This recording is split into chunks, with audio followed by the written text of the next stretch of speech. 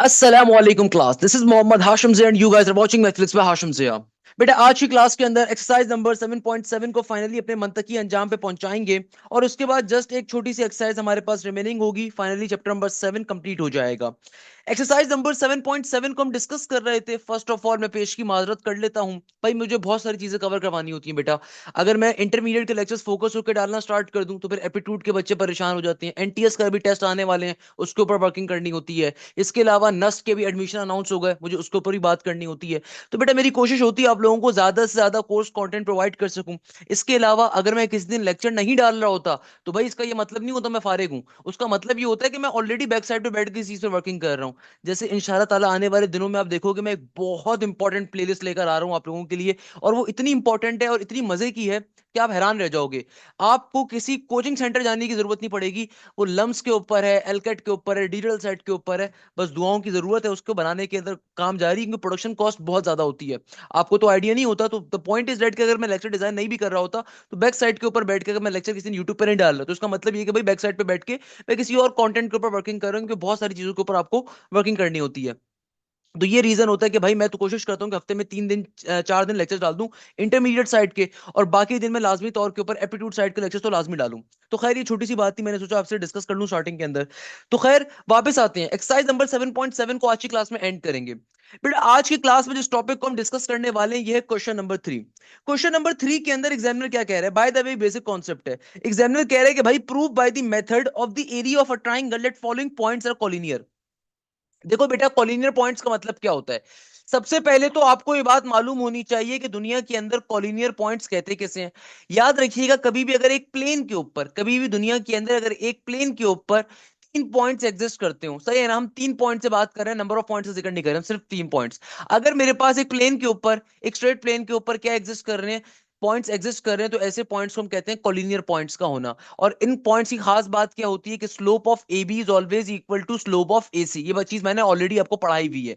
मगर यहाँ पे लॉजिक क्या है, देखो कभी भी अगर आपके पास कॉलिनियर पॉइंट्स होते हैं ना, तो ऐसे कॉलिनियर पॉइंट्स के ऊपर जो भी आपको ट्राइंगल मिलता है, हमेशा याद रखिएगा ऐसे ट्राइंगल का एरिया बराबर होगा 0 के। यानी कि भाई कभी भी अगर हमारे पास कैसे पॉइंट्स हो, कॉलिनियर पॉइंट्स हो, कॉलिनियर पॉइंट्स का मतलब होता है कि एक सिंगल प्लेन के ऊपर पॉइंट्स एग्जिस्ट करना। अब ट्राइंगल के लिए तो आपके पास स्पेसिफिक 3 वर्टिसेस होने चाहिए। तो अगर हमारे पास कभी भी दुनिया के अंदर, कभी भी दुनिया के अंदर अगर आपके पास कॉलिनियर पॉइंट्स होंगे ना, तो हमेशा याद रखिएगा एरिया ऑफ अ ट्राइंगल ऐसे कॉलिनियर पॉइंट्स का क्या होगा, 0 के बराबर होगा। तो क्वेश्चन नंबर 3 में एग्जामिनर बेसिकली आपसे यही बात पूछ रहा है। अच्छा बाय द वे ये एमसीक्यूज के अंदर बहुत दफा आता है, मैंने आपको ये बात पहले भी पढ़ाई हुई है, स्लोप्स के टॉपिक में भी पढ़ाई थी। कॉलिनियर पॉइंट्स की 2 प्रॉपर्टीज हैं। पहली प्रॉपर्टी ये होती है कि slope of A B is always equal to slope of A C. अगर 3 पॉइंट्स कॉलिनियर हैं, एक सिंगल प्लेन पे लाई कर रहे हैं, तो याद रखिएगा पहले 2 पॉइंट्स का स्लोप और पहले और तीसरे पॉइंट का स्लोप हमेशा बराबर होगा। दूसरी प्रॉपर्टी कॉलिनियर पॉइंट्स की होती है कि area of a triangle collinear points का क्या होता है, हमेशा 0 के बराबर होता है। It's a very basic thing. अब देखो अगर मुझे क्वेश्चन नंबर 3 को सॉल्व करना है, तो क्वेश्चन नंबर 3 में एग्जामिनर यही बात कह रहा है prove by the method that the area of a triangle of the following points are collinear. यानी कि एग्जामिनर कह रहे हैं कि भाई तुम्हारे पास जो है ना एक ट्राइंगल के 3 पॉइंट्स गिवन है, बताइए एरिया ऑफ अ ट्राइंगल क्या है इनका, और कॉलिनियर पॉइंट्स है अगर ये। तो भाई अगर मुझे प्रूफ करके बताना है कि वाकई में अगर ये कॉलिनियर पॉइंट्स है तो एरिया ऑफ अ ट्राइंगल क्या होगा, 0 के बराबर होगा। तो क्वेश्चन नंबर 3 के पार्ट नंबर 1 के अंदर ये क्वेश्चन शॉर्ट के अंदर नहीं आ सकता, ये सिंपल था, बस एक एमसीक्यू टाइप का क्वेश्चन है। चलो फिर भी मैं करवा देता हूं कि देखो यहाँ पे एग्जामिनर ने 3 पॉइंट दिए में, एक पॉइंट है 2,3, दूसरा पॉइंट है 5,0 और तीसरा पॉइंट है 4,1। सही है ना, 3 पॉइंट्स गिवन है। एग्जामिनर क्या कह रहा है कि भाई अगर ये पॉइंट कॉलिनियर है तो बताइए एरिया ऑफ अ ट्राइंगल क्या होगा, प्रूफ करके बताइए। तो बेटा देखो ये वाला जो पॉइंट होगा ये आपका x1 y1 आ गया। ये वाला जो पॉइंट है ये मेरा x2 y2 हो गया। और ये वाला जो मेरा पॉइंट है ये क्या हो गया, x3 y3 हो गया। एरिया ऑफ अ ट्राइंगल निकालना मैंने लास्ट क्लास में सिखाया था। कभी भी ट्राइंगल का अगर एरिया निकालना हो तो फॉर्मूला क्या होता है, 1/2 का 1/2। सिंपल तरीके से x1 y1 1, फिर क्या होता है हमारे पास, फिर होता है x2 y2 1, फिर होता है हमारे पास x3 y3 और 1। क्लियर है, ओके। अब देखो भाई सिंप्लीफाई कैसे करेंगे, सिंप्लीफिकेशन इसकी बहुत ही आसान है। तो एरिया ऑफ अ ट्राइंगल निकालने के लिए सिंप्लीफिकेशन कैसे करेंगे, 1/2 का 1/2, एरिया ऑफ अ ट्राइंगल का मॉडुलस। सही है, x1 की वैल्यू क्या है, 2 के बराबर है। y1 की वैल्यू क्या है, 3 के बराबर है, x2 की वैल्यू है 5 के बराबर, y2 की वैल्यू है 0 के बराबर, x3 की वैल्यू है 4 के बराबर, y3 की वैल्यू है 1 के बराबर, और यहाँ पे क्या आ जाएगा, सिंपल 1 1 1, सही है ना, सिंपल 1 1 1। अब आपने क्या करना है बेटा, इसको सिंप्लीफाई करवा देना है, तो हाफ का हाफ एज इट इज। देखो भाई 3/3 का डिटरमिनेंट कैसे लेते हैं, 3/3 का डिटरमिनेंट लेना बहुत ही सिंपल है, बहुत ही आसान है। सबसे पहले नंबर के ऊपर पहली रो के पहले कॉलम के पहले एलिमेंट को लूंगा, तो 2 ले लिया मैंने, जिस कॉलम जिस रो में आ रहा है सबको इग्नोर, बाकी के चार नंबर, इट विल बिकम 0 1 1 1, सही है। नेक्स्ट वैल्यू आप नेगेटिव साइन पे लोगे, तो ये आ जाएगा, जिस कॉलम जिस रो में आ रहा है सबको इग्नोर, बाकी के चार नंबर, ये आ जाएगा 5 4 1 1। नेक्स्ट वैल्यू अपने पॉजिटिव साइन पे लेनी है, जिस कॉलम जिस रो में आ रहा है सबको इग्नोर, बाकी के चार नंबर 5 0 4 और 1, क्लियर है। अब आप इसको सिंप्लीफाई करवाने के ऊपर मूव करोगे, तो भाई देखो यहाँ पे 1/2 का 1/2 आ जाएगा, यहाँ पे 2 का 2, सही है ना। तो 0 1 जार क्या हो जाएगा, 0 माइनस का साइन 1 1 जार 1 होता है, माइनस का 3 एज इट इज, 5 1 जार 5 हो जाएगा, माइनस का साइन 4 1 जार 4 हो जाएगा, फिर प्लस का 1 as it is, again simplify करवा दो, 5 1 जार 5 हो जाएगा, माइनस का 4 0 जार 0 हो जाएगा। तो बेटा देखो आपके पास फाइनली आंसर क्या आ जाएगा, ये बन गया 1/2 का 1/2, 2 इंटू 0 माइनस का 1, तो 0 माइनस का 1 माइनस का 1 होगा, तो 2 इंटू माइनस का 1 माइनस का 2 बन गया। पांच में से अगर मैं चार को माइनस करूंगा तो जाहिर सी बात है क्या बनेगा, ये बनेगा मेरे पास पॉजिटिव का 1, तो नेगेटिव का 3 इंटू 1 नेगेटिव का 3 रहेगा, और यहाँ पे क्या बन गया, प्लस का 1 इंटू 5, तो प्लस का 5 ही बचेगा। तो नेगेटिव का 2 नेगेटिव का 3, देखो नेगेटिव का 5 बन जाएगा, नेगेटिव का 5 और प्लस का 5 कैंसिल आउट हो जाएगा, तो यहाँ पे फाइनली 0 बचेगा। और 0 को जब मैं 1/2 से मल्टीप्लाई करूंगा तो मेरा फाइनल आंसर भी किसके बराबर आएगा, 0 के बराबर आएगा। तो मेरा फाइनल आंसर भी किसके बराबर आएगा, 0 के बराबर आएगा। Dates a very basic logic. इस तरीके से हमारा क्वेश्चन क्या हो गया, सॉल्व हो गया। यानी कि देखो भाई हमारे पास सिंपल तरीके से क्वेश्चन क्या हो गया बेटा, हमारे पास सॉल्व हो गया, यानी कि सिंपल वे में हमारे क्वेश्चन का फाइनल आंसर आ गया। That's the logic of this particular question. देखो आपके पास फाइनली 0 आ गया, इसका मतलब क्या है कि फाइनली तीनों के तीनों पॉइंट्स कैसे थे, कॉलिनियर पॉइंट्स थे। हमेशा याद रखिएगा question number 3 is a very simple question. इस क्वेश्चन में बेसिकली एग्जामिनर आपसे पूछ क्या रहा है, एग्जामिनर कह रहा है कि भाई तुम्हारे पास जो है ना ये तीन पॉइंट्स आ रहे हैं एक ट्राइंगल के, तो बताइए कि भाई अगर तो ये ट्राइंगल कॉलिनियर है ना तो प्रूफ करके बताओ क्या आंसर होगा।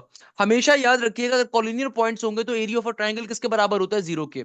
चलो मैं आपको एक काम करता हूँ, मैं आपको शॉर्टकट सिखाता हूँ। एरिया ऑफ अ ट्राइंगल की कभी भी वैल्यू अगर शॉर्टकट पे निकाल ली हो तो कैसे निकालते हैं, मैं आपको एक क्वेश्चन उसमें भी करके दिखा देता हूँ। ये शॉर्टकट हम लोग एप्टीट्यूड में पढ़ाते हैं, one of the most important trick है बेटा, कोई टीचर नहीं बताएगा, मैं आपको सिखा देता हूँ। लेट सपोज हमें ऑल दो वैसे अपना आंसर तो पता है क्या होगा, मगर मैं फिर भी आपको बता रहा हूँ शॉर्टकट के ऊपर एरिया ऑफ अ ट्राइंगल निकालना। फॉर एग्जांपल क्वेश्चन नंबर 3 का पार्ट नंबर 2 देख लेते हैं, पार्ट नंबर बल्कि 3 देख लेते हैं। पार्ट नंबर 3 मुश्किल लग रहा है ना, इसको देख लेते हैं। भाई इस पार्ट में एग्जामिनर कह रहा है कि एक आपके पास जो पॉइंट है वो -1,1 आ रहा है, -1,-1 है, सॉरी। दूसरा पॉइंट आ रहा है 5,7 के बराबर, और तीसरा पॉइंट है 8,11 के बराबर। कभी भी अगर आपको एरिया ऑफ अ ट्राइंगल निकालना है तो एप्टीट्यूड साइड पे मेरी शॉर्टकट क्या होती है, कोई भी बच्चे जब मुझसे एप्टीट्यूड की तालीम हासिल कर रहा होता है ना, एक शॉर्टकट सिखाता हूँ।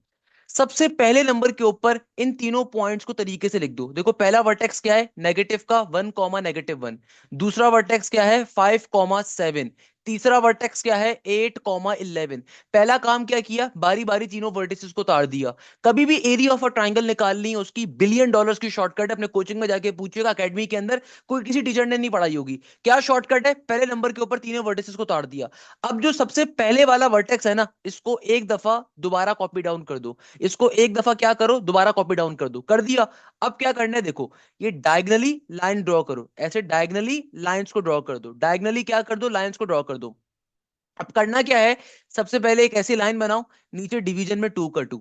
अब जो डायगनली लाइंस बनाई है ना, इन डायगनल एलिमेंट्स को मल्टीप्लाई करवाओ। नेगेटिव का 1 जब 7 से मल्टीप्लाई होगा, नेगेटिव का 7 आएगा, बीच में साइन प्लस का।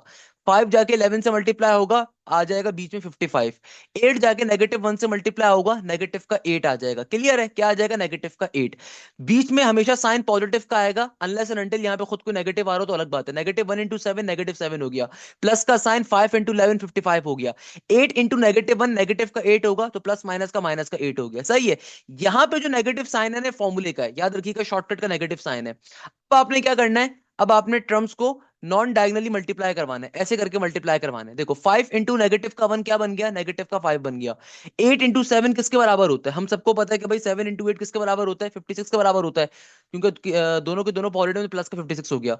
नेगेटिव का 1 इंटू 11 किसके बराबर होगा, नेगेटिव के 11 के। अब आप इसको सिंप्लीफाई जरा करवा लो। भाई नेगेटिव का 7 और नेगेटिव का 8 क्या बन गया, नेगेटिव का 7 और नेगेटिव का 8, नेगेटिव का 15, ऐसे ही ना, क्या बन गया, नेगेटिव का 7 और नेगेटिव का 8, नेगेटिव का 15। तो प्लस का 55 और माइनस का 15, ये बन जाएगा भाई 55 में से अगर 15 को माइनस करोगे 40 बन जाएगा, तो ये बन गया प्लस का 40, फिर माइनस का साइन। यहाँ पे देखो, अगर मैं नेगेटिव का 5 प्लस का 56 क्या हो जाएगा, 56 में से 5 माइनस करूंगा तो ये बन जाएगा मेरे पास पॉजिटिव का 51। 51 में से 11 निकालोगे तो यहाँ पे भी देखो 40 ही बचेगा, तो 40 माइनस का 40 डिवाइडेड बाई 2, तो ऊपर आ जाएगा 0। तो 0 divided by 2 is also equal to 0। तो ये जो शॉर्टकट है ना, ये सबसे इंपॉर्टेंट शॉर्टकट है, और देखो आंसर भी 0 के बराबर आ गया। इसका मतलब पॉइंट्स कैसे हैं, कॉलिनियर है। याद रखिएगा, इस शॉर्टकट क्या है, बड़ा इंपॉर्टेंट शॉर्टकट है, कैसे सॉल्व करो दोबारा समझ लो। कि बेटा देखो, इस शॉर्टकट में हम करते क्या है, सबसे पहले आपने अपने ट्राइंगल के तीनों वर्टिसेस को उतारना है, उतार दिया। उसके बाद जो भी पहला वर्टेक्स है उसको एडिट एक दफा कॉपी डाउन कर दोगे, कर दिया। अब आपने करना क्या होता है, सबसे पहले एलिमेंट्स को डायगनली मल्टीप्लाई करवाना है, डायगनली मल्टीप्लाई करवा दोगे, फिर बीच में साइन लगाओगे माइनस का। अब एलिमेंट्स को नॉन डायगनली मल्टीप्लाई करवाना है, नॉन डायगनली मल्टीप्लाई करवाना है, और नीचे फॉर्मूले का 2 एडिट रहेगा। सिंप्लीफाई करवा दो, आंसर आ जाएगा। That's how we calculate the area of a triangle, चुटकी बजा के। अपने किसी दोस्त से पूछेगा, उसको नहीं आता होगा, उसको बताइएगा सर हाशिम ने पढ़ाया था, उन्होंने सिखाया है हमें। तो देखो फाइनली क्वेश्चन नंबर 4 के ऊपर मूव करेंगे, इस एक्सरसाइज के लास्ट क्वेश्चन के ऊपर, मगर सबसे इंपॉर्टेंट क्वेश्चन के ऊपर। इस एक्सरसाइज के अंदर सिर्फ एक ही क्वेश्चन ढंग का और सबसे ज्यादा इंपॉर्टेंट क्वेश्चन अगर मैं किसी को कहूंगा ना, क्वेश्चन नंबर 4 है, जिसके शॉर्ट के अंदर डिटेल में आने के चांसेस बेतहाशा ज्यादा होते हैं। इस पूरी एक्सरसाइज से अगर कोई क्वेश्चन इंपॉर्टेंट है तो वो क्वेश्चन नंबर 4 है बेटा। इस क्वेश्चन में देखो एग्जामिनर क्या कह रहा है, एग्जामिनर कहते हैं कि तुम्हारे पास ट्राइंगल की जो है ना तीनों लाइंस की इक्वेशंस मौजूद हैं, बताइए एरिया ऑफ अ ट्राइंगल क्या होगा।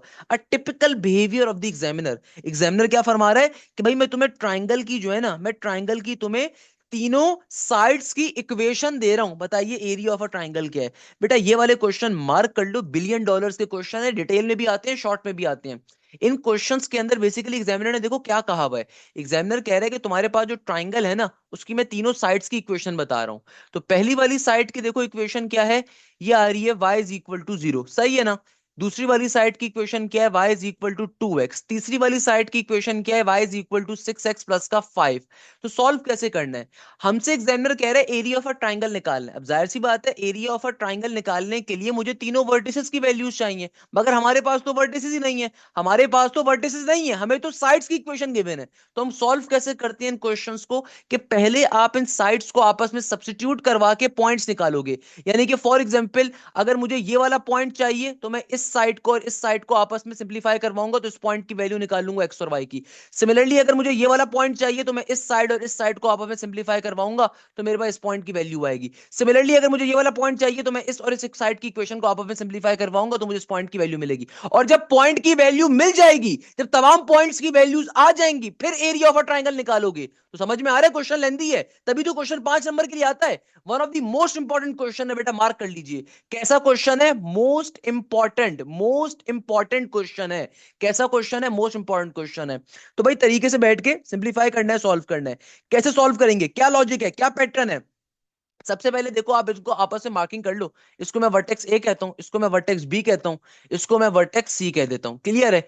अब देखो सबसे पहले मैं वर्टेक्स ए की वैल्यू निकालूंगा, तो मैं यहां पे नोट डाउन कर देता हूं, मैं लिख देता हूं इस बात को। जब क्वेश्चन को सॉल्व करने के लिए मूव करें तो भाई देखो प्रॉपर्ली काम करना है, काम जो होना चाहिए ना ऐसा होना चाहिए कि प्रॉपर्ली 5 नंबर के लिए। तो भाई सबसे पहले नंबर के ऊपर आप क्या लिखोगे, सबसे पहले हम लिखेंगे let A B C be the given triangle, we need to find the vertices of A B C. हमें सबसे पहले क्या लिखना है, प्रॉपर्ली स्टेटमेंट लिखनी है, बच्चों वाली स्टेटमेंट है भाई। क्या लिखोगे, let A B C be the given triangle, let A B C be the given triangle, let A B C be the given triangle, सही है। हमें क्या करना है, हमें वर्टिसेस की वैल्यू निकालनी है, तो we have to find the value of vertices, सही है ना। आप सबसे पहले जुमले को बस लिख दो, बेसिक काम है, कोई मुश्किल काम नहीं है, ताकि एग्जामिनर को बता दो फाइंड क्या कर रहे हो। We have to find the vertices, we have to find the vertices A comma B comma C, सही है। अब सबसे पहले वर्टेक्स ए को निकालने के लिए जाते हैं। सबसे पहले क्या करने के लिए जा रहे हैं, देखो वर्टेक्स ए की वैल्यू कैलकुलेट करने के लिए सबसे पहले हम लोग वर्टेक्स ए की वैल्यू कैलकुलेट करने के लिए जा रहे हैं। अब खुद सोचो, वर्टेक्स ए किन दो लाइंस के दरमियान का एंगल है, वर्टेक्स ए जो है, सॉरी वर्टेक्स ए किन दो साइड्स के दरमियान का पॉइंट है, भाई इस वाली साइड इस वाली साइड के दरमियान का पॉइंट है। तो जाहिर सी बात है, कौन सी दो इक्वेशंस चाहिए होंगी, यही दो इक्वेशन चाहिए होंगी। तो मेरे पास एक इक्वेशन मुझे चाहिए y इज इक्वल टू 0, और एक इक्वेशन हमारे पास है y is equal to 6x plus का 5। देखो भाई, हमें x और y की वैल्यू चाहिए ना, तो मैं आसान काम करूंगा, इसको अगर मैं इक्वेशन 1 कह रहा हूं, इसको इक्वेशन नंबर 2 कह रहा हूं, तो मैं सिंपल तरीके से y की वैल्यू को उठा के इक्वेशन नंबर 2 में प्लॉट कर देता हूं, ताकि मेरे पास x की वैल्यू आ जाए। तो मैं क्या लिखूंगा, putting y is equal to 0 equation number 2। Putting y is equal to 0 in equation number 2, तो क्या बन जाएगा, ये हो जाएगा 0 is equal to 6x plus का 5। एक जैसी वैल्यूज को एक साइड पे शिफ्ट कर दो, प्लस का 5 यहां पर आएगा, माइनस का 5 बन जाएगा, इक्वल टू के बाद 6x का 6x। ये 6 देखो बेटा यहाँ पे मल्टीप्लाई हो रहा है, वहां पे जाके क्या हो जाएगा, डिवाइड हो जाएगा। तो x की वैल्यू क्या आ जाएगी, नेगेटिव का 5/6 के बराबर। किसके बराबर आ जाएगी, नेगेटिव का 5/6 के बराबर। तो देखो यहाँ पे y की वैल्यू जो गिवन थी, y इज इक्वल टू 0 को जब मैंने डाला तो मुझे x की वैल्यू मिल गई। तो यानी कि मेरे पास x कॉमा y का पॉइंट क्या आ गया, मैं क्या कह सकता हूं कि वर्टेक्स ए x कॉमा y का पॉइंट किसके बराबर आ गया, x की वैल्यू है नेगेटिव का 5/6, y की वैल्यू है 0 के बराबर। तो ये मेरे पास फाइनली मेरे पॉइंट की वैल्यू आ गई, मेरे वर्टेक्स की वैल्यू किसके बराबर आ गई, इसके बराबर आ गई। क्लियर है। तो वर्टेक्स ए देखो कितने चुटकी बजा के सॉल्व हो गया यार, क्या मुश्किल बात है इसके अंदर। लोग कहते हैं मुश्किल है, अरे भाई क्या मुश्किल है, नर्सरी क्लास का बच्चा सॉल्व करता है। तो वर्टेक्स ए निकाल लिया। अब सिमिलरली देखो वर्टेक्स बी पे जाएंगे, तो वर्टेक्स बी देखो किन दो साइड्स के दरमियान का पॉइंट है, वर्टेक्स बी इस वाली साइड और इस वाली साइड के दरमियान का पॉइंट है, सही है। तो इन दो इक्वेशंस को इस्तेमाल करना है। तो नाउ फॉर वर्टेक्स बी, यहां पे लिखो, प्रॉपर्ली लिखो, फॉर वर्टेक्स बी। अब क्या कर रहे हैं, वर्टेक्स नंबर बी की वैल्यू कैलकुलेट करने के ऊपर जा रहे हैं। वर्टेक्स नंबर बी किन दो इक्वेशंस के दरमियान का है, y इज इक्वल टू 0 और y is equal to 2x। तो भाई ये वाला क्वेश्चन बेतहाशा दफा पेपर्स के अंदर आया हुआ है, बेतहाशा दफा। तो एक इक्वेशन है y इज इक्वल टू 0, दूसरी y is equal to 2x। अब देखो अगेन, इसको मैं इक्वेशन नंबर 1 कह देता हूं, इक्वेशन 2 कह देता हूं। तो अगर मैं सिंपल इक्वेशन नंबर 1 को 2 में उठा के डालूं तो क्या बन जाएगा, ये मैं यहां पे लिखूंगा भी, putting putting putting y is equal to 0, क्योंकि देखो एक तो आपको y की डायरेक्टली वैल्यू गिवन है ना, इसको उठा के किस में प्लॉट कर रहा हूं, इक्वेशन नंबर 2 के अंदर, ताकि x की वैल्यू मिल सके। तो putting y is equal to 0 in this equation number 2, तो क्या बन जाएगा, ये हो जाएगा 0 इज इक्वल टू 2x।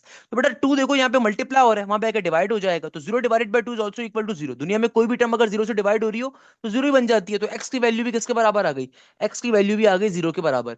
यानी कि देखो y की वैल्यू भी किसके बराबर है, 0 के, x की वैल्यू भी 0 के बराबर है। तो मेरे पास वर्टेक्स v का पॉइंट क्या आ गया, वर्टेक्स v का पॉइंट x कॉमा y किसके बराबर आ गया, ये आ गया बेटा 0,0 के बराबर। यानी कि देखो ऐसे हमने वर्टेक्स ए भी कैलकुलेट कर लिया और वर्टेक्स नंबर बी भी कैलकुलेट कर लिया। तो इस तरीके से हम लोगों ने क्या कर लिया, वर्टेक्स नंबर ए की वैल्यू भी कैलकुलेट कर ली और फाइनली वर्टेक्स नंबर बी की वैल्यू भी कैलकुलेट कर ली। कोई मसले की बात नहीं है, कोई परेशानी की बात नहीं है इसके। अच्छा बेटा अब देखो हमारे पास हम लोगों ने अभी तक वर्टेक्स ए की वैल्यू भी निकाल ली, वर्टेक्स बी की वैल्यू भी निकाल ली। अब सेम काम क्या करना है बेटा, वर्टेक्स सी की वैल्यू निकालने पे जाएंगे। अब वर्टेक्स सी जो है ना बेटा, जाहिर सी बात है इन दो साइड्स के दरमियान में आ रहा है। वर्टेक्स सी कहां पर आ रहा है हमारे पास, ये जो पर्टिकुलरली हमारी दो साइड्स हैं इनके दरमियान में वर्टेक्स नंबर सी एग्जिस्ट करता है। कोई मसले की बात नहीं भाई, आराम से कैलकुलेट कर सकते हैं। तो भाई सिंपल वे में कैलकुलेट करने पे मूव करते हैं।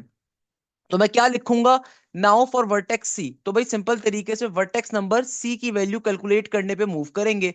तो बेटा वर्टेक्स सी देखो हमारे पास किन दो साइड्स के दरमियान में आ रहा है, y is equal to 6x plus 5 और y is equal to 2x। Value भी कैलकुलेट कर ली और वर्टेक्स बी की वैल्यू भी कैलकुलेट कर ली। अब हम फाइनली वर्टेक्स सी की वैल्यू कैलकुलेट करने पे जाएंगे। वर्टेक्स नंबर सी जो है इन दो साइड्स के दरमियान में आ रहा है, कोई मसले की बात नहीं है।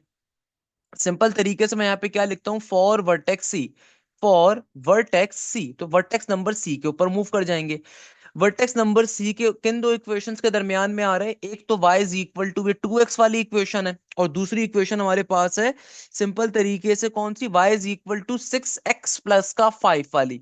तो इन दो इक्वेशंस के दरमियान में आ रहा है। तो सिंपल तरीके से क्या करूंगा, अगेन अब यहाँ पे सब्स्टिट्यूट करवाएंगे, कैसे, सिंपल तरीके से क्या करूंगा, पहली वाली इक्वेशन को उठा के दूसरी इक्वेशन में प्लॉट करवा दूंगा, कोई मसले की बात नहीं है। तो पहली वाली इक्वेशन क्या है, y is equal to 2x, तो मैंने सिंपल वे में यहाँ पे क्या लिखना है, putting y is equal to 2x, putting y is equal to 2x in equation number 2, putting y is equal to 2x in equation number 2। Simple तरीके से y is equal to 2x को उठा के इक्वेशन नंबर 2 में plot कर दूंगा।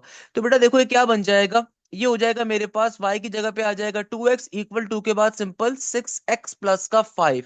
एक जैसी टर्म्स को आप अब में सिंप्लीफाई करवा दीजिए। तो बेटा प्लस का 6x अब यहाँ पर आएगा तो माइनस 6x बन जाएगा, तो क्या बन जाएगा, ये हो जाएगा 2x माइनस का 6x इक्वल टू के बाद 5। दो में से 6 को माइनस करोगे क्या बनेगा, नेगेटिव का 4x इक्वल टू के बाद 5। ये देखो बेटा नेगेटिव का 4 यहाँ पे मल्टीप्लाई हो रहा है, वहां पे जाकर डिवाइड हो जाएगा, तो x की वैल्यू क्या आ जाएगी, नेगेटिव का 5/4। इस तरीके से हम लोगों ने फाइनली x की वैल्यू निकाल ली। मगर चूंकि जाहिर सी बात है यहाँ पे आपके पास अभी x की वैल्यू आई है, अभी y की वैल्यू नहीं आई। तो ये जो x की वैल्यू आई है इसको उठा के मैं क्या करूंगा, इसको उठा के मैं सिंपल पहली वाली इक्वेशन में डाल दूं तो y की वैल्यू भी आ जाएगी। तो यहां पे मैं करके दिखा देता हूं क्योंकि यहाँ पे दोनों इक्वेशंस प्रॉपर गिवन है ना। तो इसको उठा के सिंपल तरीके से जो आपके पास एक्स की वैल्यू आई है ना बेटा, इसको क्या करते हैं, putting x in equation one, यानी कि इस इक्वेशन नंबर 1 के अंदर एक्स की वैल्यू को प्लॉट कर देते हैं। तो बेटा देखो क्या बन जाएगा, ये हो जाएगा y is equal to 2x, x की जगह पे क्या आ जाएगा, -5/4। तो 2 1 2 होता है, 2 2 4 होता है। तो सिंपल तरीके से y की वैल्यू किसके बराबर आ जाएगी, -5/2 के बराबर। y की वैल्यू किसके बराबर आ जाएगी, -5/2 के बराबर। तो इसका मतलब क्या हुआ, मेरे पास वर्टेक्स सी किसके बराबर आ गया, यानी कि देखो इसका मतलब क्या है, हमारे पास जो वर्टेक्स नंबर सी है वो किसके बराबर है, x की वैल्यू बराबर है -5/4 के, और y की वैल्यू बराबर है किसके, -5/2 के। यानी कि इस तरीके से देखो बेटा हमारे पास सिंपल वर्टेक्स नंबर सी की वैल्यू आ गई। इस तरीके से क्या आ गई, सिंपली वर्टेक्स नंबर सी की वैल्यू। तो बेटा देखो वर्टेक्स ए भी कैलकुलेट कर लिया, वर्टेक्स बी भी कर लिया, वर्टेक्स सी भी कर लिया। अब फाइनली अगर एरिया ऑफ अ ट्राइंगल चाहिए तो निकाल सकते हैं कि नहीं निकाल सकते, बिल्कुल निकाल सकते हैं। तो now for area of a triangle, अब finally area of a triangle निकालने पे जाएंगे। तो मैं क्या लिखूंगा, now area of a triangle, now area of a triangle. अब finally area of a triangle calculate करने के ऊपर जाएंगे। तो बेटा देखो वर्टेक्स ए किसके बराबर था, वर्टेक्स ए की क्या वैल्यू थी मेरे पास, वर्टेक्स ए था -5/6, 0। तो वर्टेक्स ए किसके बराबर था हमारे पास, -5/6, 0। तो ये आ गई मेरे पास वर्टेक्स नंबर ए की वैल्यू, सही है ना। अब देखो वर्टेक्स नंबर बी किसके बराबर था, वर्टेक्स नंबर बी था मेरे पास बराबर किसके, 0,0 के। तो वर्टेक्स बी की वैल्यू किसके बराबर आई, वर्टेक्स बी की वैल्यू आ गई मेरे पास 0,0 के। वर्टेक्स नंबर सी किसके बराबर था, वर्टेक्स नंबर सी बराबर था बेटा मेरे पास -5/4, -5/2 के, ये इसके बराबर था, सही है ना।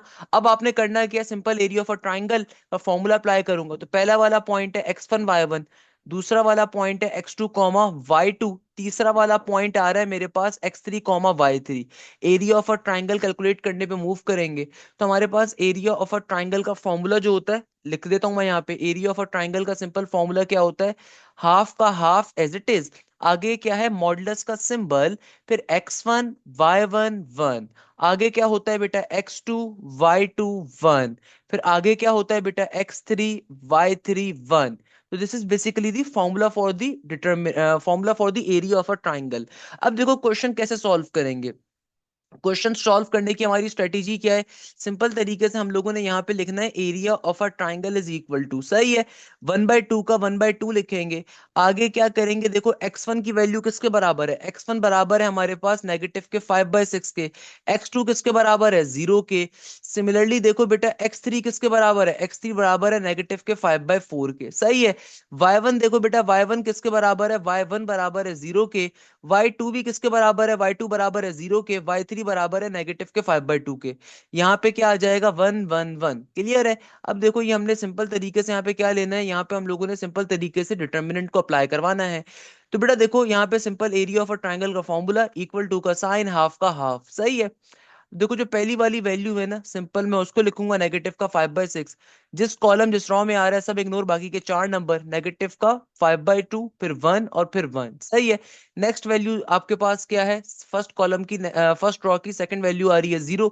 जिस रो जिस कॉलम में आ रहा है सब इग्नोर, बाकी के चार नंबर, डेट इज 0, -5/4, 1 और फिर 1 आ जाएगा।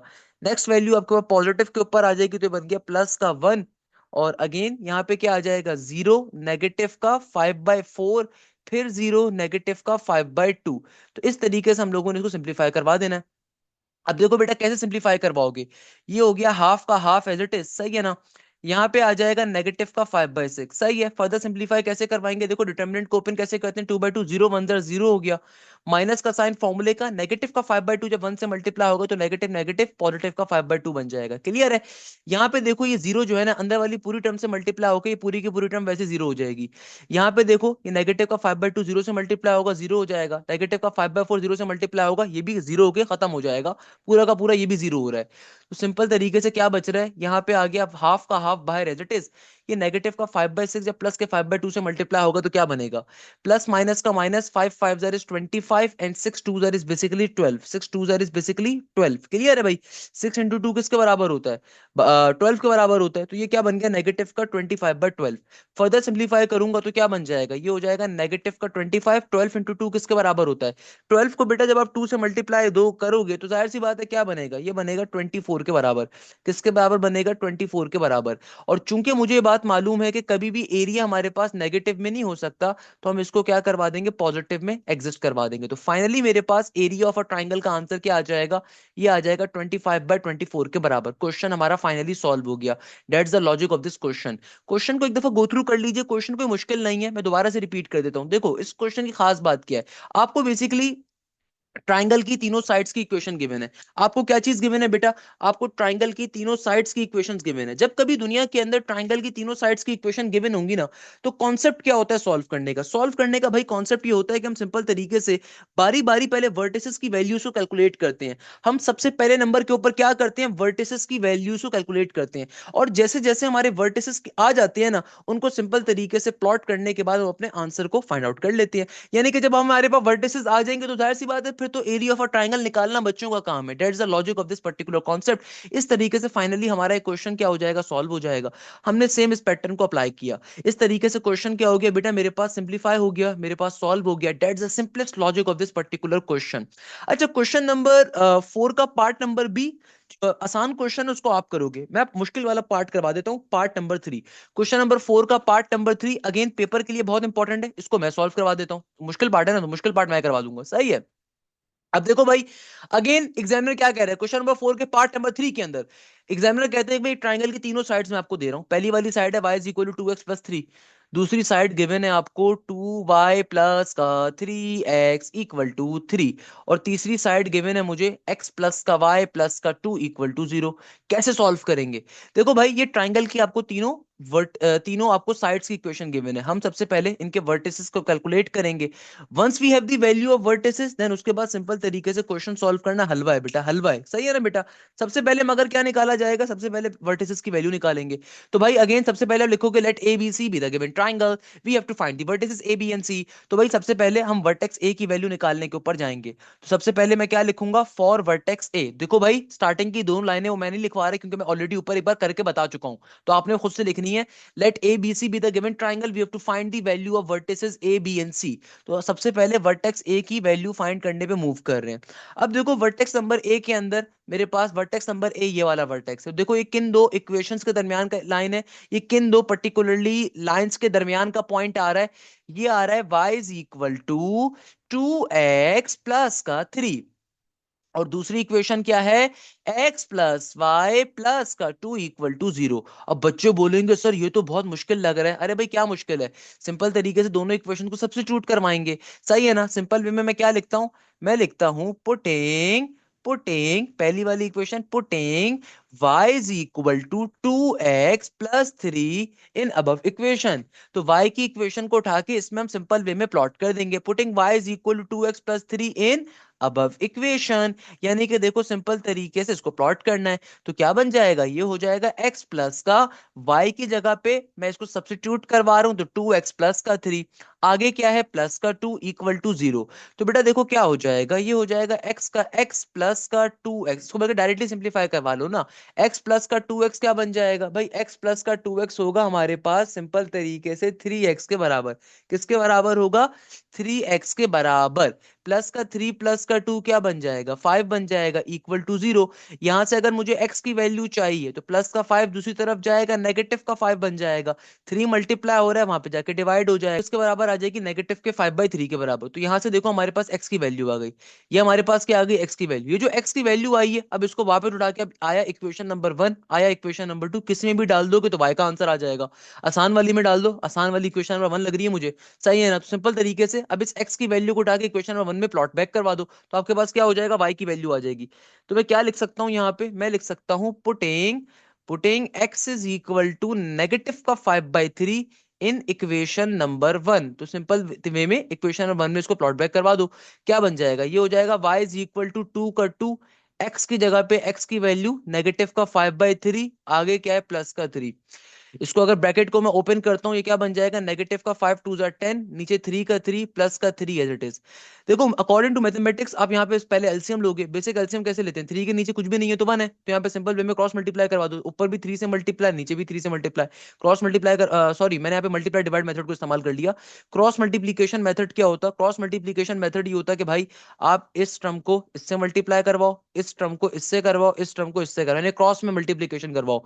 बेसिक वे में कोई भी आप इस्तेमाल कर सकते हो। नीचे क्या बन जाएगा, 3 1 3, नेगेटिव का 10 into 1 नेगेटिव का 10 हो जाएगा, प्लस का 3 into 3 प्लस का क्या हो जाएगा बेटा 9 हो जाएगा। तो माइनस का 10 प्लस का 9 किसके बराबर होगा, माइनस का 10 प्लस का 9 ऑब्वियसली माइनस का 1 होगा, और नीचे 3 का 3 इट इज। तो y की वैल्यू किसके बराबर आ गई, नेगेटिव के 1/3 के।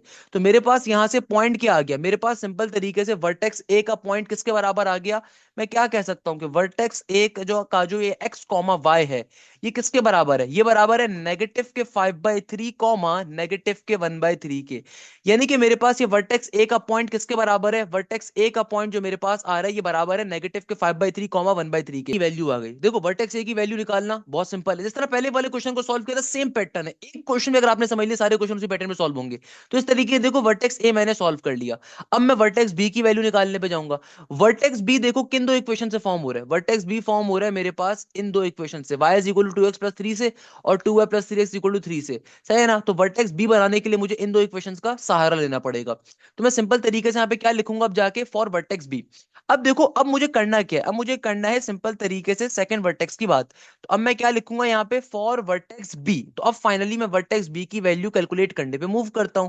तो मैंने यहाँ पे देखो क्या लिख दिया, फॉर वर्टेक्स बी। अब मुझे पता है वर्टेक्स बी किन दो लाइंस के दरमियान का पॉइंट है, इन दो लाइंस के दरमियान का पॉइंट आ रहा है। तो अगेन आपने सेम मेथड को फॉलो करना है। तो भाई देखो यहाँ पे ऑब्वियसली पहली वाली इक्वेशन डायरेक्टली y की वैल्यू गिवन है, इसको उठा के मैं इस वाली इक्वेशन में प्लॉट कर देता हूँ। इसको आप कह लो इक्वेशन नंबर 1, इसको आप कह लो इक्वेशन नंबर 2 बेशक। तो भाई सिंपल तरीके से मैं क्या करूंगा, मैं लिखूंगा putting putting y is equal to 2x plus 3 in equation 2, यानी कि इस वाली इक्वेशन में प्लॉट कर रहा हूं इन इक्वेशन नंबर 2। तो बेटा देखो ये क्या बन जाएगा, ये हो जाएगा मेरे पास सिंपल तरीके से 2 का 2, y की जगह पे y की वैल्यू को प्लॉट कर देंगे, डेट इज 2x प्लस का 3।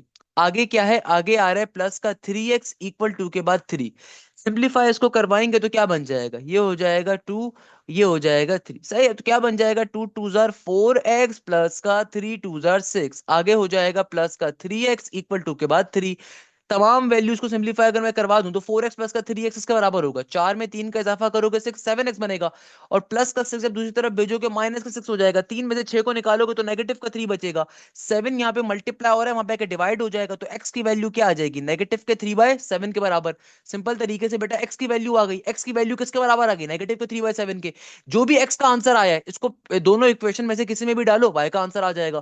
तो मैं क्या लिखूंगा यहाँ पे, मैं लिखूंगा पुटिंग, देखो ये क्वेश्चन क्यों इंपॉर्टेंट है, क्योंकि लंबा काम है इसके अंदर, ये क्वेश्चन इसलिए इंपॉर्टेंट है ना, खाली दो दो लाइन के कॉलिनियर पॉइंट से कॉन्सेप्ट छूट जाएंगे पेपर के अंदर आपके पास 5 नंबर के लिए। तो ये बेसिक काम है भाई, कोई मुश्किल चीज नहीं है। सिंपल तरीके देखो, पुटिंग करके x is equal to negative का 3/7, क्या करना है, इसको किसी भी इक्वेशन में डाल दो, इन इक्वेशन।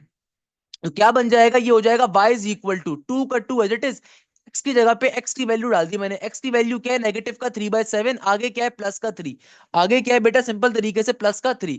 इसको सिंप्लीफाई करवा दो, क्या बन जाएगा, ये हो जाएगा देखो 2 इंटू -3, नेगेटिव का 6 आ गया, और नीचे क्या था 7 का 7 प्लस का 3।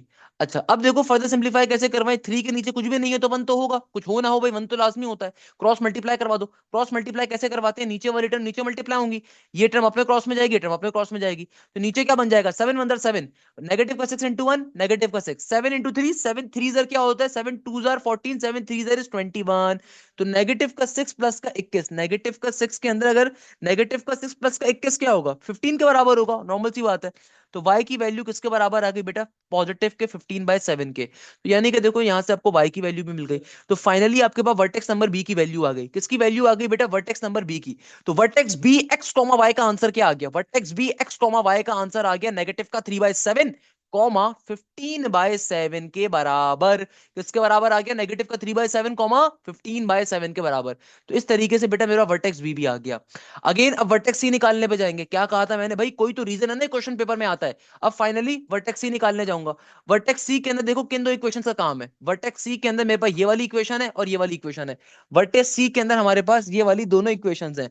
तो हम इन दोनों इक्वेशंस को इस्तेमाल करेंगे। यानी कि ये एक इक्वेशन है, ये x प्लस वाई प्लस का 2 = 0, दूसरी वाली ये वाली इक्वेशन है। तो इन दोनों इक्वेशंस का हम लोगों ने इस्तेमाल करना है। सिंपल तरीके से बेटा मैं क्या करूंगा, यहाँ पे लिखूंगा फॉर वर्टेक्स सी। क्या करूंगा बेटा, सिंपल तरीके से यहाँ पे लिखूंगा for vertex C. Simple way में यहां पे लिखूंगा फॉर वर्टेक्स सी। सिंपल तरीके से वर्टेक्स नंबर सी की वैल्यू कैलकुलेट करने के ऊपर मूव कर जाऊंगा। अब वर्टेक्स सी की वैल्यू कैसे कैलकुलेट करेंगे भाई, फॉर वर्टेक्स सी। तो बेटा देखो वर्टेक्स नंबर सी की वैल्यू कैलकुलेट करने के लिए मेरे पास फाइनली दो इक्वेशंस आ रही हैं, सही है। अब देखो अगेन सेम काम है। अच्छा यहाँ पे आपको इक्वेशन बना के दी हुई नहीं है, तो भाई इक्वेशन खुद से बना लो। ये लेट सपोज मेरी पहली इक्वेशन आ गई, ये मेरी दूसरी इक्वेशन आ गई। तो अगर मैं अपनी इक्वेशन नंबर 2 देखूं यहाँ पे, तो फ्रॉम इक्वेशन नंबर 2, तो यहां से अगर मैं देखूं तो भाई x की वैल्यू निकाल लेता हूं या y की वैल्यू निकाल लो, आपकी चॉइस है। तो अगर मैं x की वैल्यू इधर रखूं, बाकी दोनों वैल्यूज को दूसरी तरफ भेजूं, वहां पे जाके क्या बन जाएगा, माइनस का 2 और माइनस का y। क्योंकि देखो यहाँ पे प्लस का y प्लस का 2 है ना, दूसरी तरफ जाके क्या बन जाएगा, माइनस का 2 माइनस का y। तो ये मेरे पास x की वैल्यू आ गई। इसको उठा के मैं पहली वाली इक्वेशन में प्लॉट कर देता हूँ। तो मैं क्या लिखूंगा, putting putting putting x is equal to -2 -y। तो भाई सिंपल तरीके से देखो मैं सब्स्टिट्यूट करवा रहा हूं इस इक्वेशन को दूसरी के अंदर। तो प्यारे बेटे मैं क्या लिखूंगा यहां पे, मैं लिखूंगा putting x is equal to -2 -y किसके अंदर, इन इक्वेशन नंबर 1। यानी कि इक्वेशन नंबर 1 में काम करना है। तो क्या बन जाएगा, ये हो जाएगा मेरे पास 2y का 2y प्लस का 3। x की जगह पे x की वैल्यू को डालना है। x की वैल्यू क्या है, -2 माइनस का y, -2 माइनस का y इक्वल टू के बाद 3 का 3। तो क्या बन गया, ये बन गया 2y का 2y। ये 3 जाके दोनों टर्म से मल्टीप्लाई होगा, 3 into -2 will become -6, 3 into -y will become negative का 3y इक्वल टू के बाद 3 का 3। दो में से नेगेटिव के 3 को सब्ट्रैक्ट करवाऊंगा तो क्या बनेगा, नेगेटिव का y। 2y में से जब नेगेटिव के 3y को माइनस किया जाएगा तो क्या बनेगा, नेगेटिव का y। माइनस का 6 जब दूसरी तरफ जाएगा तो प्लस का 6 बनेगा, और 3 प्लस का 6 बराबर होता है किसके, 9 के। तो क्या बन गया, y is equal to negative का 9। y की वैल्यू क्या आ गई, नेगेटिव के 9 के बराबर। किसके बराबर आ गई बेटा, y is equal to negative का 9 इट विल बिकम। किसके बराबर आ गया, सिंपल तरीके से आ जाएगा y इज इक्वल टू -9। तो इस y की वैल्यू -9 को आपने क्या करना है, इसको उठा के इक्वेशन नंबर इसमें प्लॉट कर दो। इसको इक्वेशन अल्फा का नाम दे दो, कुछ भी दे दो भाई। तो मैं क्या लिखूंगा, मैं लिखूंगा putting putting y putting y is equal to -9 in x is equal to -2 minus y। तो ये क्या बन जाएगा, ये हो जाएगा सिंपल तरीके से x का x इक्वल टू के बाद नेगेटिव का 2 नेगेटिव का y। y की वैल्यू क्या है, -9। तो नेगेटिव नेगेटिव क्या बन गया, पॉजिटिव का 9। तो x की वैल्यू किसके बराबर आ जाएगी, -2 प्लस का 9 7 के बराबर आ गई। तो यानी कि मेरे पास थर्ड वर्टेक्स की फाइनली वैल्यू आ गई। थर्ड वर्टेक्स इसके बराबर है x कॉमा वाई। ये बराबर होगा मेरे पास 7 कॉमा -9 के। इस तरीके से बेटा मेरे पास इस पर्टिकुलर पॉइंट का आंसर आ गया। इस तरीके से क्वेश्चन क्या हो गया बेटा, ये भी मेरे पास सॉल्व हो गया फाइनली। इस तरीके से क्वेश्चन क्या हो गया, यानी कि मेरे पास तीनों वर्टिसेस अब आ गए। अब finally area of a triangle निकालना बच्चों का काम है। अब finally area of a triangle निकाल लेंगे। तो क्या लिखेंगे, now for area of a triangle, now for area of a triangle. अब finally area of a triangle calculate कर लेंगे। Now for the area of a triangle. तो बेटा देखो पहला पॉइंट क्या है, वर्टेक्स ए किसके बराबर आया मेरे पास, vertex A vertex A vertex A की वैल्यू थी नेगेटिव का 5/3 कॉमा नेगेटिव का 1/3। नेगेटिव का 5/3 कॉमा नेगेटिव का 1/3, नेगेटिव का 5/3 कॉमा नेगेटिव का 1/3। वर्टेक्स बी किसके बराबर था भाई, नेगेटिव का 3/7 कॉमा 15/7, नेगेटिव का 3/7 कॉमा 15/7, नेगेटिव का 3/7 कॉमा 15/7। ये वर्टेक्स बी की वैल्यू आ गई। वर्टेक्स सी की किसके बराबर थी, वर्टेक्स सी की वैल्यू आई मेरे पास 7 कॉमा -9 के। तो भैया एरिया ऑफ अ ट्राइंगल निकालना है। ये पहला वाला पॉइंट मेरा x1 y1 है, जाहिर सी बात है। दूसरा वाला पॉइंट क्या है, x2 y2 है। प्रॉपर्ली फॉर्मूला लिखना है भाई, मैं इस लेक्चर में ऑलरेडी 10 दफा लिख चुका हूं। तो मुझसे मत कहिएगा सर आपने क्यों नहीं लिखा, आपने खुद लिखना है, सही है। एरिया ऑफ अ ट्रायंगल का फॉर्मूला अप्लाई करेंगे, हाफ का हाफ ये फॉर्मूले का, डिटर्मिनेंट का डंडिया मैंने बनाई, x1 की वैल्यू बराबर है नेगेटिव का 5/3, y1 की वैल्यू बराबर है नेगेटिव का 1/3, सही है। x2 की वैल्यू बराबर है नेगेटिव का 3/7, y2 की वैल्यू बराबर है 15/7 के, ये बराबर है 7 के, ये बराबर है -9 के, इधर आ जाएगा 1 1 1, क्या आ जाएगा 1 1 1। अब हमने सिंपल 3/3 का डिटर्मिनेंट लेना है, कैसे लेंगे? तो भाई area of a triangle is equal to 1/2 का 1/2। सिंपल तरीके से देखो, पहली रो के पहले कॉलम के पहले एलिमेंट को अपने पास लिखो, क्या आ गया नेगेटिव का 5/3। जिस कॉलम जिस रो में आ रहा है सबको इग्नोर कर दो, बाकी के 4 नंबर, क्या लिखोगे? बाकी के 4 नंबर। सिंपल वे में क्या बन गया? ये बन गया 15/7, यहाँ पर आ गया 1, यहाँ पे आ गया नेगेटिव का 9, यहाँ पर आ गया 1। नेक्स्ट वैल्यू जो होती है नेगेटिव साइन पे होती है, तो ये आ गया नेगेटिव का 1/3। अगेन बाकी के 4 नंबर लिखो, जिस कॉलम जिस रो में आ रहा है उसको इग्नोर कर दो, बाकी के 4 नंबर को लिखेंगे। तो एक है नेगेटिव का 3/7, एक है 1, फिर एक है 7, फिर एक है 1। क्लियर है? इसी तरीके से बेटा अब क्या करना है, अब हम लोगों ने करना है फाइनली लास्ट वाले को, पॉजिटिव का 1। और अगेन ये जिस कॉलम जिस रो में आ रहा है सबको इग्नोर, बाकी के 4 नंबर। तो कौन कौन से हैं भाई? एक आ रहा है नेगेटिव का 3/7, एक आ रहा है 7, इधर आ जाएगा 15/7, इधर आ जाएगा नेगेटिव का 9। अब आपने इसको सिंप्लीफाई करवा देना है, कोई मसले की बात नहीं है। कैसे करवाएंगे? 1/2 का 1/2, यहाँ पे देखो आ जाएगा नेगेटिव का 5/3, तो इनको अब आपस में सिंप्लीफाई करवा दो। ये 15/7 जब 1 से मल्टीप्लाई होगा obviously it will become 15/7, minus का साइन फॉर्मूले का नेगेटिव का 9 × 1, नेगेटिव नेगेटिव पॉजिटिव का 9 बन जाएगा, सही है। फिर माइनस का साइन, माइनस माइनस प्लस हो जाएगा ना, बल्कि यहाँ पे तो प्लस का 1/3 हो जाएगा। आगे क्या हो जाएगा? नेगेटिव का 3/7 जब 1 से मल्टीप्लाई होगा तो नेगेटिव का 3/7, माइनस का साइन फॉर्मूले का, और 7 1 क्या होता है? 7 होता है, फिर प्लस का 1 एज इट इज। यहाँ पे क्या आ जाएगा? नेगेटिव का 3/7 जब नेगेटिव का 9 से मल्टीप्लाई होगा तो ये क्या बन जाएगा? नेगेटिव नेगेटिव पॉजिटिव का 3 × 9 बराबर होता है किसके? 27 के। नीचे डिवीजन में 7 का 7 आ गया, माइनस का साइन 7 × 15 से मल्टीप्लाई होगा तो 7 × 15। वैसे तो आपको याद रहना चाहिए, बट अगर नहीं याद तो 15 × 7 किसके बराबर होता है?